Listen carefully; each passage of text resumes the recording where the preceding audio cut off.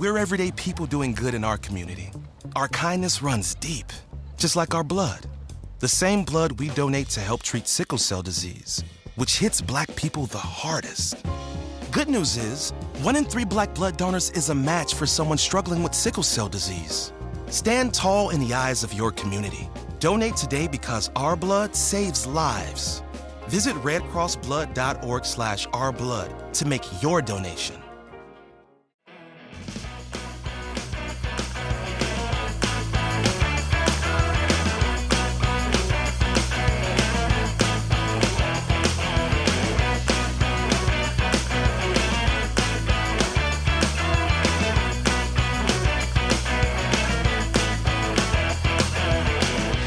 Hello, everyone, and welcome to Kilowatt, a podcast about electric vehicles, renewable energy, autonomous driving, and much, much more.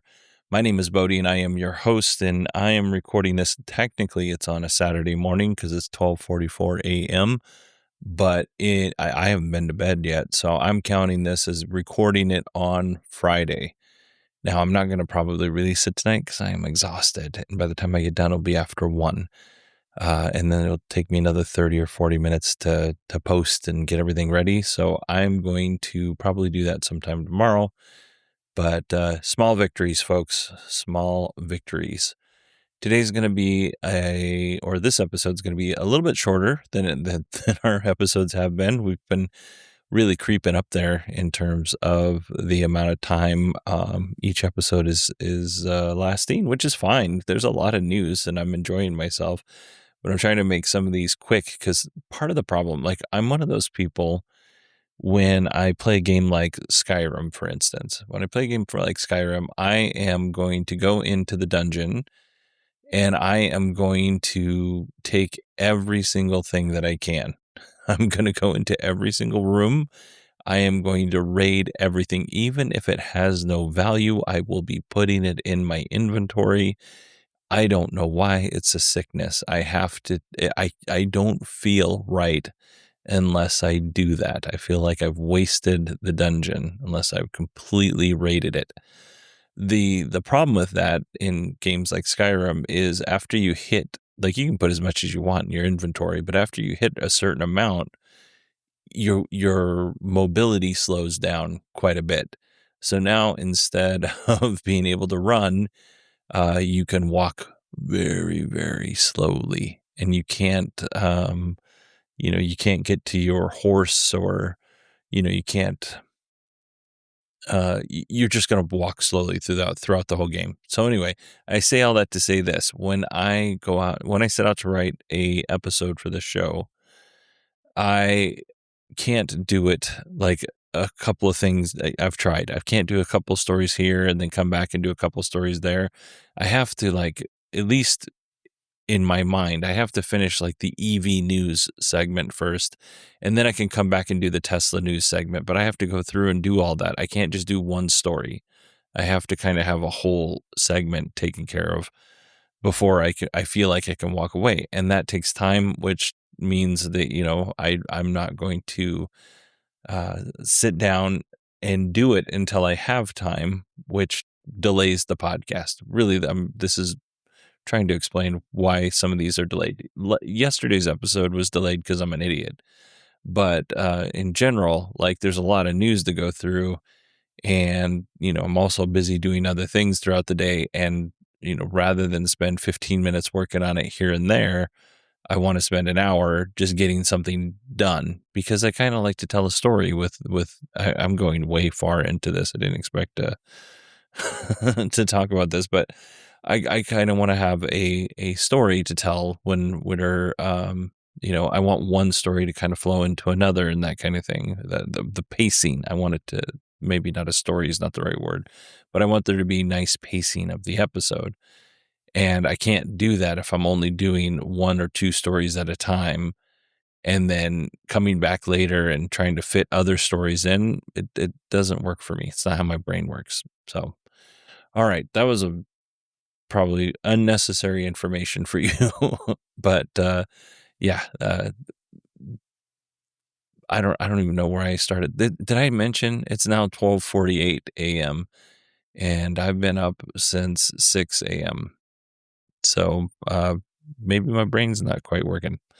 Let's go ahead and start the actual news. Lucid has officially opened its manufacturing plant in Saudi Arabia.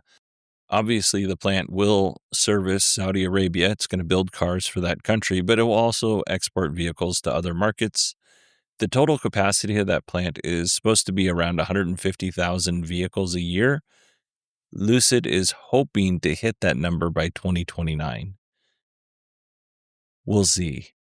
Lucid hasn't sold all that many cars in total in the entire time it's been selling cars. Let's see. Lucid Motors total car sales. Let's see. Yeah. According to Gemini, Lucid has delivered just over 30,000 electric cars globally. So it would be quite the coup for them to be, to hit. Yeah, that's since starting operations. They delivered 15,000 cars in 2025, 10,000 cars in 2024, 6,000 cars in 2023. Yeah. So it would be quite the coup for them to reach 150,000 cars. And we're going to find out more, I'm sure, about what they're going to do with this factory. But Investor Day for Lucid is March, let's see, where is it? March 12th. So I'm sure we're going to get a lot of information, what their plans are for the upcoming year. And then we'll get a sneak peek at their $50,000 car. This is a guess. They haven't officially announced anything. All right. You know how I feel about Toyota. I've been very clear about it. But I also respect Toyota. I do think that they have great engineers, and I think they have uninspiring but great cars. Like, there's nothing about a Toyota that gets me excited. Not one little bitty thing. I kind of like their pickup trucks, but I like other pickup trucks better. But I am going to throw a little love on Toyota here. Toyota and Japanese oil company Idemitsu Kosan have been working on a solid-state battery since 2023.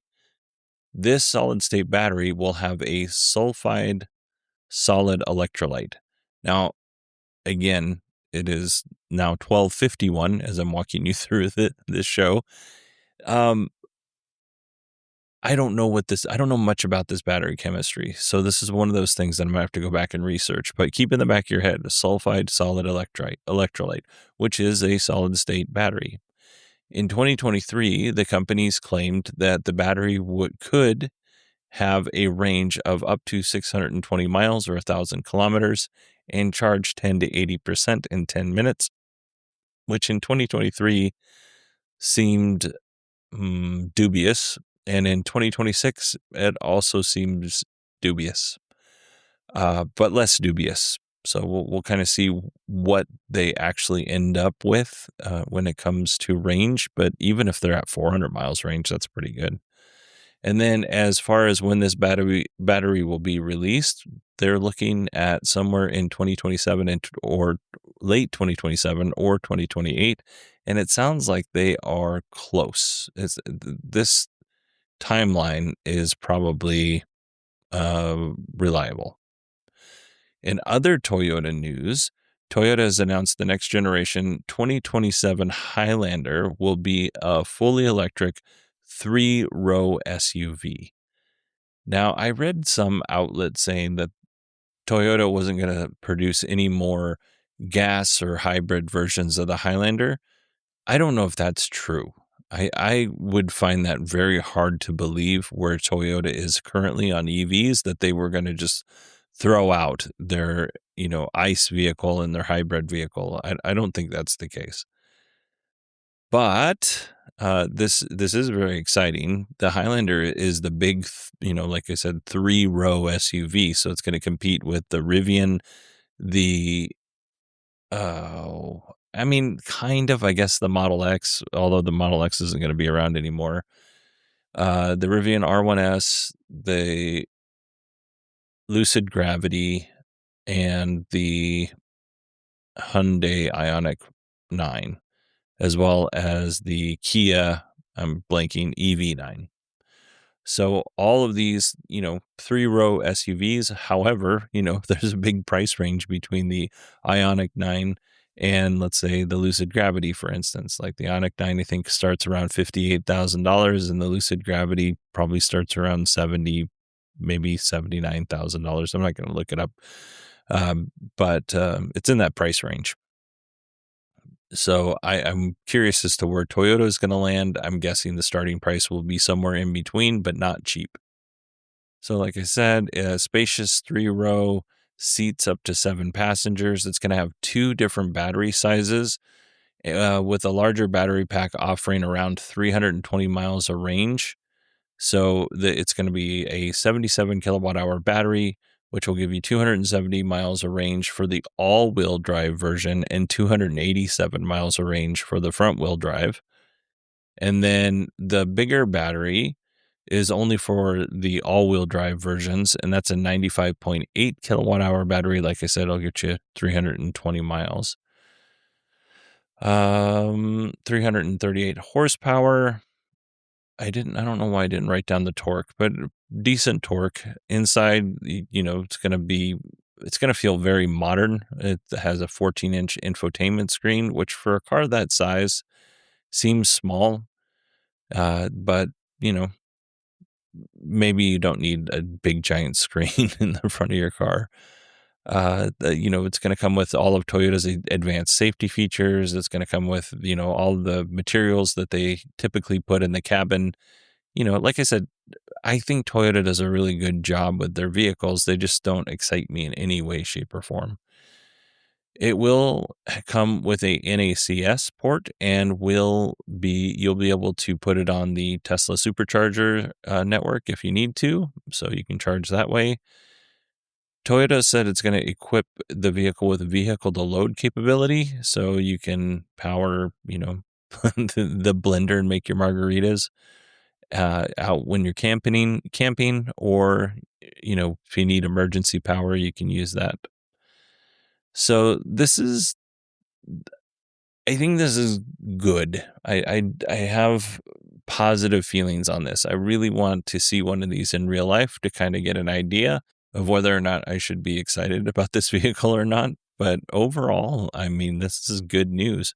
More good news if you live in the U.S. The Highlander EV will be built in Kentucky, and it's expected to hit showrooms in late 2026 or early 2027, with pricing coming closer to launch. So we don't know quite yet. It's a little early for that solid state battery, but I would imagine that solid state battery would eventually find its way into the Highlander EV as, they kind of work the kinks out. Nobody does selling better than Shopify. Shopify is the home of the #1 checkout on the planet. And the not-so-secret with Shop Pay that boosts conversions up to 50%, meaning way less carts go abandoned and way more sales going through. So if you're into growing your business, your commerce platform better be ready to sell wherever your customers are scrolling or strolling. On the web, in your store, in their feed, and everywhere in between. Businesses that sell more, sell on Shopify. Upgrade your business and get the same checkout that Skims uses. Sign up for your $1 per month trial period for 3 months at shopify.com/Westwood1, all lowercase. Go to shopify.com/Westwood1 to upgrade your selling today. Shopify.com/Westwood1.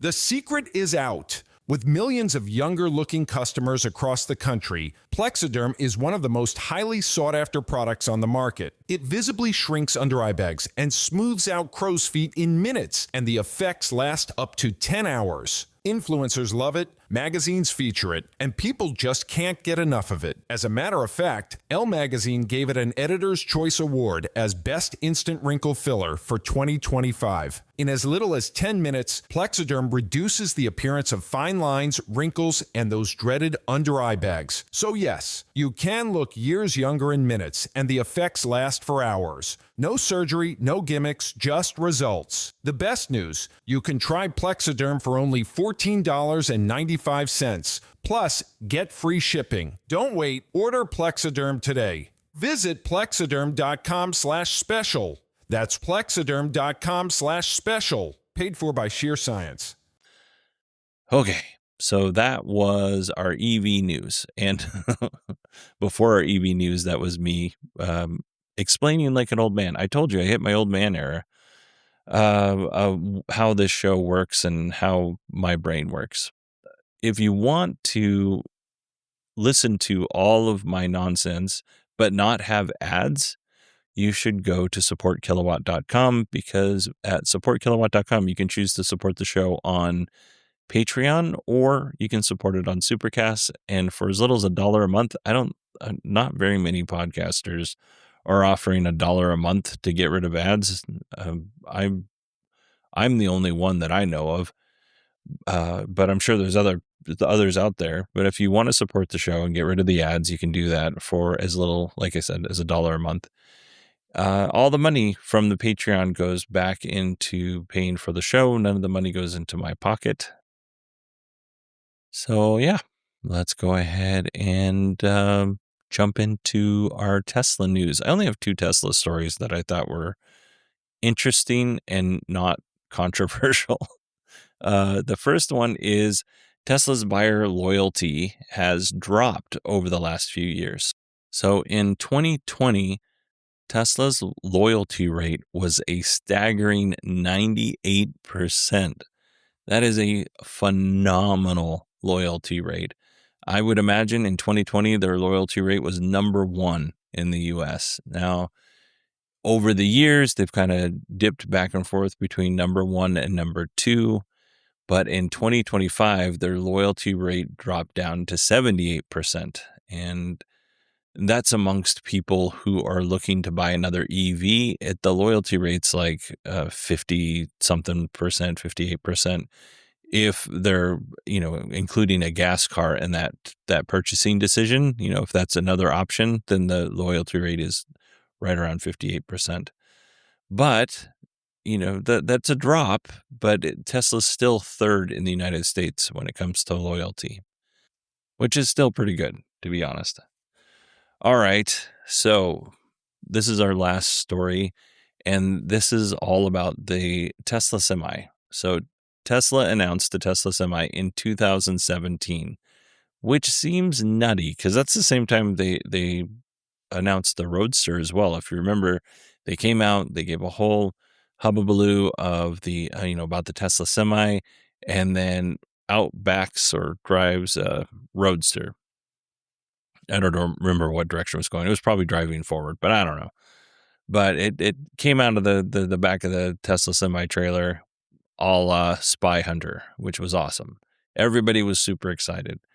At that time, Tesla said that the 300-mile variant of the Tesla Semi would cost $150,000, and the 500-mile variant would cost $180,000. And that was insane.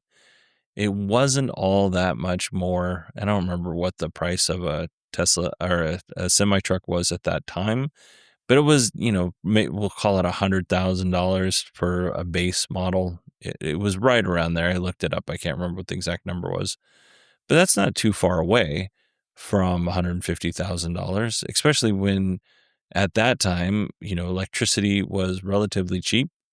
And according to Tesla, there's virtually no maintenance on the Tesla Semi. And I have no reason not to believe them that there's almost no maintenance on this vehicle. It's just a standard electric vehicle. Now, in terms of price, updated prices, Electrek got a hold of a California state document.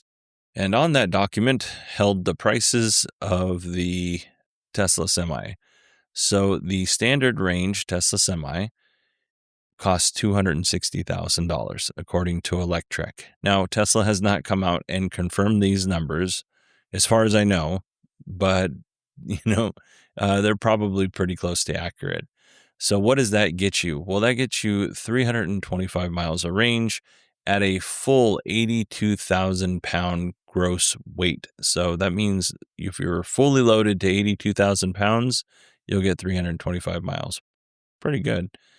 Curb weight of the semi is 20,000 pounds, 1.7 kilowatt hours of energy consumption, 3 independent motors on the rear axle, 800 kilowatt of drive power. Let's see, 60% charge in 30 minutes, and it's got a 25 kilowatt or up to 25 kilowatt EPTO or electric power takeoff. Now, in the realm of fire trucks, if I was to, let's say, if I wanted to raise the ladder, right, when we get on a call, I would engage the PTO, and that switches away from the transmission and is now powering the ladder. What Tesla is going to use the PTO for on a electric semi truck, I'm not 100% sure, but it's there, and I believe they're on most diesel semi trucks. So, and I don't know how much you can power with 25 kilowatts, but it's cool that they mentioned it. Now, in terms of the long range Tesla Semi, you're looking at $300,000. And I'm sure these are starting prices. You can probably customize it here and there. So $300,000 starting out, 500 miles of range, which is great. Curb weight of 23,000 pounds. Also 1.7 kilowatt hours per mile in terms of energy consumption. Also 3 independent motors on the rear axle. 800 kilowatts of drive power, 1.2 megawatt peak charge speed. That's nutty. 60% charge in also 30 minutes. And it's got the same PTO, electric PTO. So yeah, this is pretty cool. It's about twice the price of a diesel semi truck now that you can buy new. And I'm not, comparing this apples to apples, but it's right around twice the price. But if you look at an average Class 8 electric semi truck, which is what the class the Tesla Semi would be in 2024, that truck would cost you $435,000. So Tesla is the Tesla Semi is quite a value at $300,000. That's $135,000 less than the average price of an electric semi truck. So that's I mean, on it, all the way up into the point where I learned this information, I was like, yeah, I think these prices are right, but it seems like, Tesla's still charging a lot of money for this product. And in reality, it's, if it does everything Tesla says, it's a bargain. So we'll keep an eye on it. And I don't want to tip my hand too much here, but I think I might be able to go to an event where there might be a Tesla Semi. If it's not going to be there, I'll learn more about it. But I don't want to say too much because I might not get to go. It has nothing to do with Tesla. It has to do with my work. So yeah, that's all I want to say about that. All right. So that is the whole show. Hope you all enjoyed it. I apologize for getting the episode out so late for the last episode, but like I said, I'm really trying to get back on track, and I think we're getting closer. We're not quite there yet, but we're not even close actually, but we are closer than we were like in December.